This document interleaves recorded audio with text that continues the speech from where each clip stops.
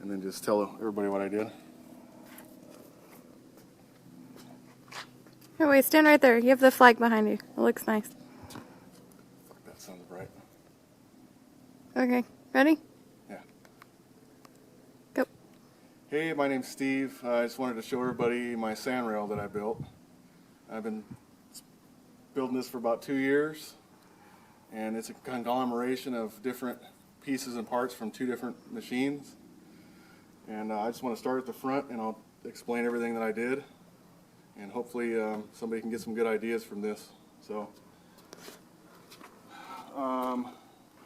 this is just stock Volkswagen, what they call kingpin link pin up front. This is basically out of a stock Volkswagen Beetle from like the 60s.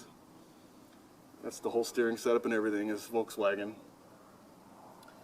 I'm using CNC 3/4 master cylinders with the big reservoirs. I'm using I like this style pedal better than a roller pedal. Roller pedal would go right here, and it was too short because I wear size 14 boots. It didn't work. It was catching my foot way too low. So I put on this taller style with a Morse cable, and this whole thing slides.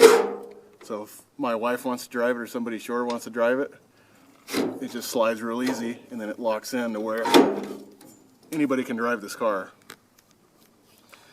So that's what we have going up front, just stock shocks, regular gas shocks. The tires I got off of Craigslist, they're just regular tractor tires, paid 80 bucks for them, and then I had bought some tubes for them, put those in, and they work great in the dunes. I mounted an ammo box right here, just for like a little toolbox for a tow strap and a couple tools and stuff to get me out of a bind. We just got done building this removable foot bar right here because I'm tall. If I wanted to ride here, my feet come to here, but my wife is shorter, and so her feet come to here. So we built this today. This comes off. It's just pinned on. And the whole thing comes out. Then a taller person can ride in there. And then when somebody shorter wants to get in there, slide it back in and pin it.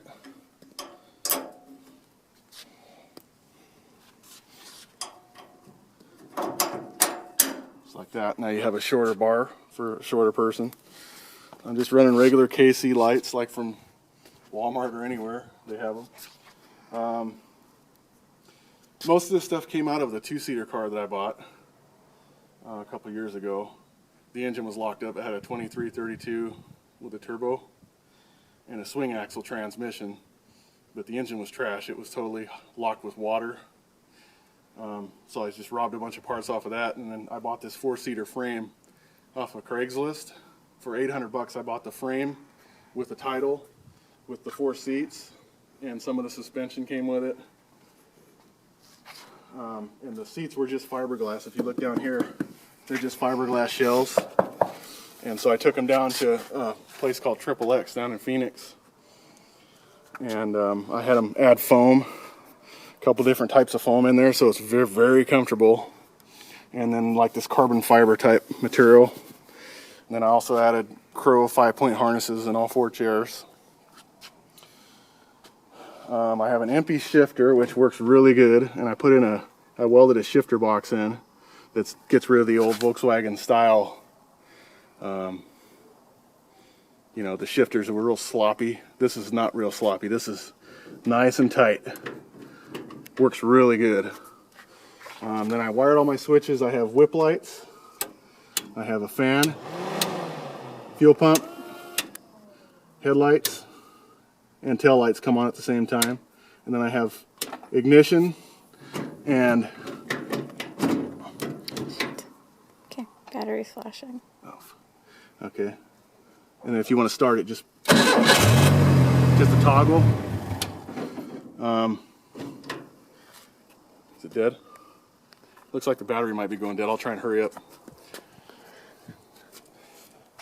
Back end, we're using a stock Volkswagen swing axle transmission, or transaxle.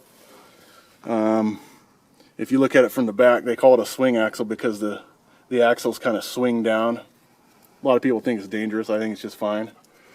I replaced the starter, the Volkswagen starter from Checkers or O'Reilly's. Optima red top battery, just put that in, and I just put in the battery box, and I made this transmission support right here because the transmission and the engine were trying to do a wheelie every time I hit the gas. There was a lot of flex in there. So I built this bar that goes up and over the transmission, and if she'll zoom in through the seats in the front, you can see where it hooks the transmission here. Look right through there. Hopefully you can see it. But it hooks into 3 spots. There, and there. And it's fully secured.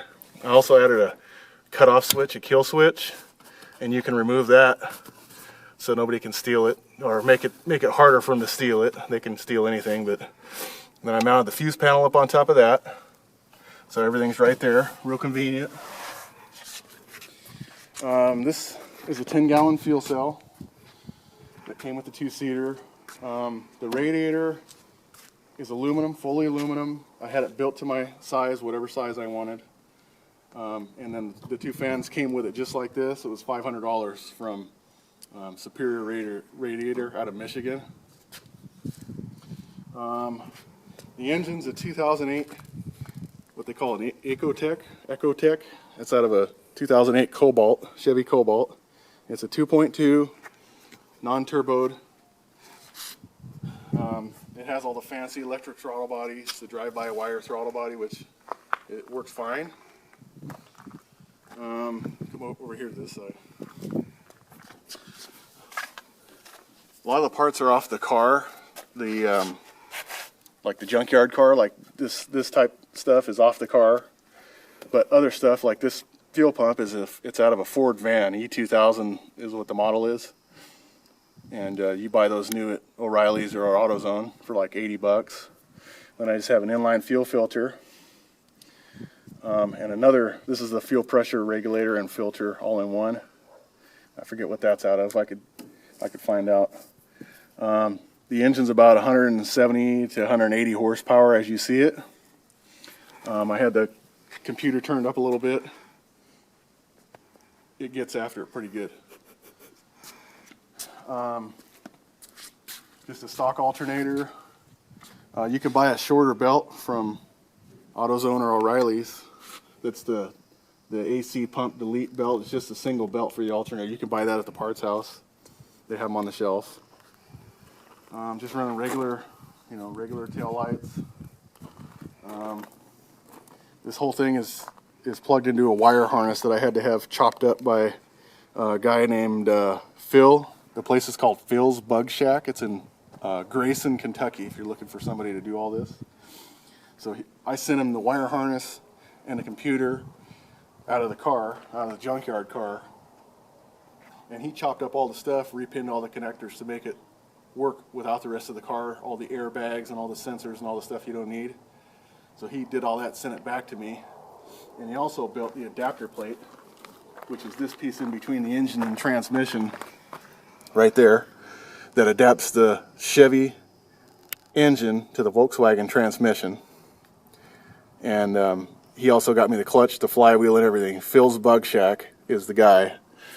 I built this exhaust with an oxygen sensor. You have to have an oxygen sensor on this motor. I just got 2 pieces of U-bend and cut them. I had to build this flange because I had nothing to mount it to, so I made that. I just got a couple pieces of U-bend, had them expanded on a couple spots so you could slide them in and then weld them. And it doesn't leak. It sounds really quiet. It's a really smooth engine, and it's got plenty of power. This is the throttle pedal out of the actual car, which it would be pretty long.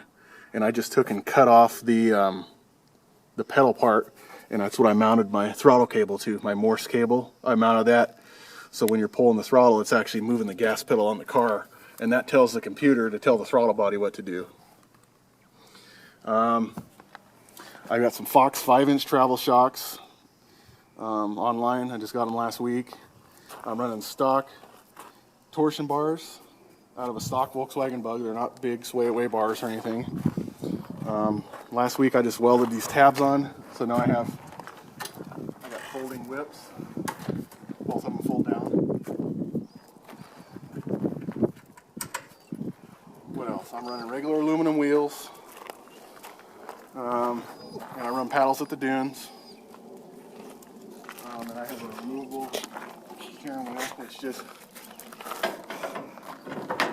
you know, so you can get in and out of the car easier. Let's fire it up real quick and give it a few revs.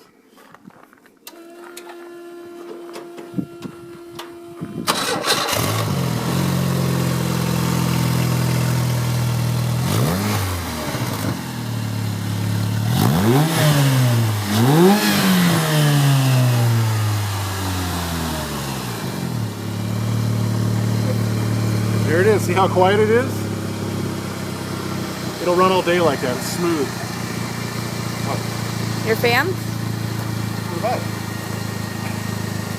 Here, let's have it down, man.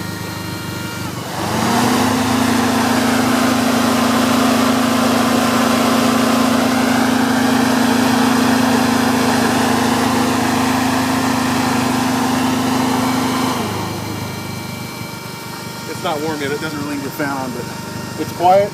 It'll run all day like that. It's great on fuel. You'll probably burn 6 or 8 gallons in a day if you run it hard. But if you just go out and putt for a couple hours and come back, you'll probably burn 2 gallons. It's incredible how much power it has and how much fuel it uses, you know. So I'm using a CNC slave cylinder for the clutch and a regular stock Volkswagen clutch. It's not a puck style or anything like that. And it works great. It doesn't slip. This is my fluid overflow for the radiator. I'm going to shut it off.